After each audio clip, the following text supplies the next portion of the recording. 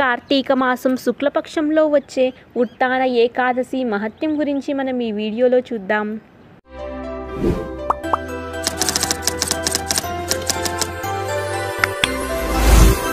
స్కాంద పురాణంలో బ్రహ్మనారద సంవాదంలో ఈ ఏకాదశి గురించి వర్ణించబడింది. ఒకసారి బ్రహ్మదేవుడు నారదుడితో, ఓ మునిశ్రేష్ఠ, సకల పాపాలను హరింపజేసే, పుణ్యాన్ని వృద్ధి గావించే, ముక్తిని ఒసగే ఉత్తాన ఏకాదశి మహత్యము వినుము.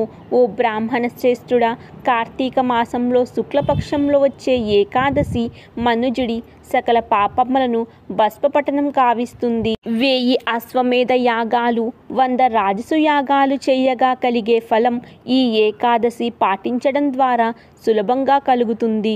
బ్రహ్మదేవుడి ఈ పలుకులు వినగానే నారదుడు బ్రహ్మతో, తండ్రి, ఈరోజు కేవలం ఒక్కసారి ఆహారం భుజించిన వారు మాత్రమేనా, లేదా కేవలం రాత్రి మాత్రమే ఆహారం తీసుకున్న వారికేనా, లేదా పూర్తిగా ఉపవసించిన వారికి ఈ ఫలితం ఎట్లు ప్రసాదిస్తుందో చెప్పమని ప్రశ్నించాడు. ఆ ప్రశ్నకు సమాధానంగా బ్రహ్మదేవుడు అతనితో ఇలా అన్నారు: ఆ రోజు ఒక్కసారి భుజించిన వారికి ఒక జన్మలో సమస్త పాపాలు నశిస్తాయి. కేవలం రాత్రి మాత్రమే భుజించిన వారికి 2 జన్మల పాపాలు నశిస్తాయి.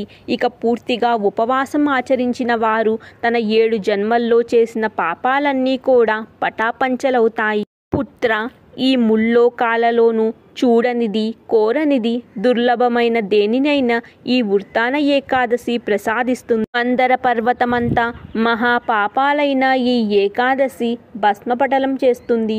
ఈ ఏకాదశి రోజు చేసిన పుణ్యం సుమేరు పర్వతమంత ఫలితం ఇస్తుంది. భగవంతుణ్ణి ప్రార్థించిన వాడితో, వ్రతభంగాన్ని చేసేవాడితో, నాస్తికులైన వారితో, వేద నిందన చేసేవారితో, శాస్త్రాలను దుర్భాషణం చేసేవారితో, పరస్త్రీ మీద వ్యామోహం ఉన్నవారితో, మూర్ఖులతో ధర్మం నిలవదు. అట్టివారు మహాపాపాత్ముడవుతారు.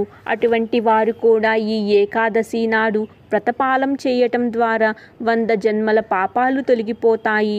ఉత్తాన ఏకాదశి నాడు రాత్రి జాగరణ చేసే వ్యక్తి యొక్క భూత భవిష్యత్తు వర్తమానాలు తరతరాల వారంతా విష్ణుపదాన్ని పొందుతారు. నారద, కార్తీక మాసంలో వచ్చే ఈ ఏకాదశిని పాటించిన వాడికి, విష్ణు ఆరాధన చెయ్యని వాడికి సమస్త పుణ్యం నశిస్తుంది. ఓ బ్రాహ్మణోత్తమ, మనిషి కార్తీక మాసంలో నిశ్చయంగా విష్ణువును ఆరాధించాలి. కార్తీక మాసంలో తన వంటలు తానే చేసుకునేవాడు చంద్రాయాన వ్రత ఫలితాన్ని పొందుతారు. కార్తీక మాసంలో విష్ణు కథలు, శ్రావణ కీర్తనలు చేసేవాడు 100 గోవుల దానం చేసిన ఫలితాన్ని పొందుతారు.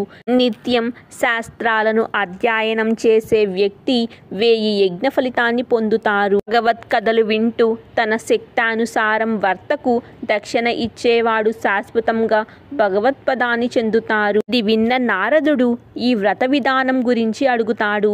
దానికి బ్రహ్మదేవుడు ఇలా వర్ణిస్తాడు: ఓ ద్విజశ్రేష్ఠుడా, ఈనాడు మనుజుడు బ్రహ్మ ముహూర్తంలోనే నిద్రలేచి స్నానాది నిత్యకర్మలు ముగించుకుని కేశవుణ్ణి అర్చించాలి. తరువాత అతడు మంత్రోచ్చారణ చేసి, ఈ ఏకాదశి రోజు నేను ఉపవసించి కేవలం ద్వాదశి రోజునే ఆహారం భుజిస్తాను. ఓ పుండరీకాక్ష, అచ్యుత, నేను నీ శరణు కోరి వచ్చాను, నన్ను రక్షించుము అని ప్రార్థించాలి.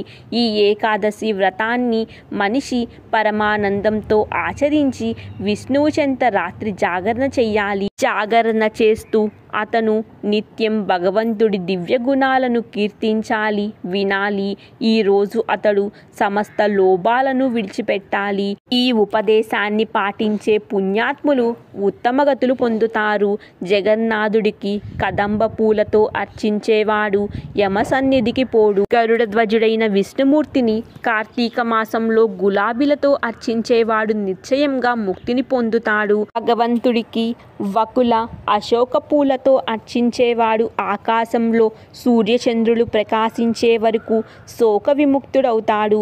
దేవదేవుడిని శమీపత్రాలతో పూజించేవారు యమరాజు దండన నుండి తప్పించుకోగలడు. విష్ణువును వర్షాకాల కాలంలో చెంపక పూలతో పూజించేవాడు ఈ భౌతిక జగత్తులో తిరిగి జన్మించనవసరం ఉండదు. ఓ బ్రాహ్మణోత్తమ, ఈ ఏకాదశి రాత్రి మనుజుడు జాగరణ చెయ్యాలి. ద్వాదశి రోజు అతడు విష్ణువును ఆరాధించి బ్రాహ్మణుడికి భోజనం పెట్టి వ్రత పరిసమాప్తం చెయ్యాలి. మనుషుడు తన శక్తానుసారం గురుదేవుణ్ణి అర్చించి ఆయనకు దక్షిణ సమర్పించి భగవంతుడి ఎదల ప్రసన్నుడవ్వాలి. చూశారు కదా, కార్తీక మాసంలో వచ్చే ఉత్తాన ఏకాదశి, ప్రబోధిని ఏకాదశి మహత్యం గురించి. మరెన్నో ఇలాంటి ఇంట్రెస్టింగ్ వీడియోస్ కోసం please like, share and subscribe to my channel.